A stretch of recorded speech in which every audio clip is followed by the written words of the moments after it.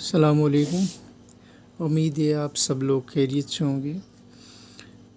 आज हम करेंगे arithmetic progression exercise 5.2। Question number जो है हमारा वो है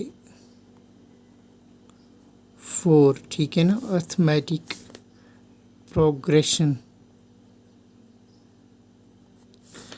क्वेश्चन नंबर 4। क्वेश्चन नंबर जो है हमारा 4 है।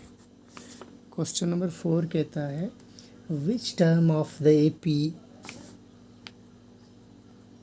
which term of the AP 3, 8, 13, 18 and so on goes to 78 is 78। सवाल कह रहा है which term of the AP 3, 8, 13, 18 and so on is 78। यानी ये जो एपी हमारे पास है इसमें 78 जो है कौन सी टर्म है, यानी किस नंबर पे, 5th टर्म है, 10th टर्म है, कौन सी टर्म है वो हमें बताना है। तो हम सॉल्यूशन पे चलते हैं। सॉल्यूशन हमारा जो है इसमें सबसे पहले हम देखेंगे फर्स्ट टर्म क्या है हमारे पास। ये हियर फर्स्ट टर्म, ठीक है ना, a इज इक्वल टू 3। दूसरी चीज़ हम देखेंगे कॉमन डिफरेंस क्या है। कॉमन डिफरेंस हो गया d, ठीक है ना। कॉमन डिफरेंस का मतलब है इन दो के बीच में कितना डिफरेंस है, इन दो के बीच में कितना डिफरेंस है, यानी जो भी डिफरेंस होगा वो सब में बराबर होगा। कॉमन डिफरेंस का यही मतलब है, यानी जितना यहाँ से यहाँ होगा इतना ही यहाँ से यहाँ भी डिफरेंस होगा। ये सब जगह जितनी भी दो टर्म्स हैं, कोई भी दो टर्म्स होंगी इसमें उनमें बराबर है, ठीक है ना।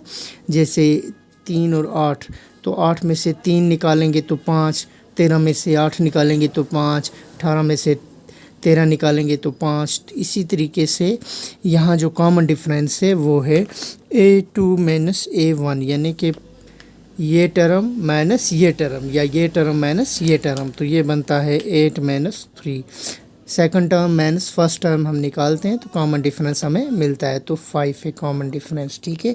और फर्स्ट टर्म है 3। अब क्या करेंगे, हमें बताना है कि ये जो 78 है ये कौन सी टर्म थी। इसके लिए हमें एक फार्मूला है वो हम लगाएंगे। हम मान लेंगे 78 जो है इसकी nth टर्म है। चलो हम let nth term of the AP is 78, ठीक है ना। चलो हम मान लेते हैं कि इस AP की जो nth टर्म है वो 78 है।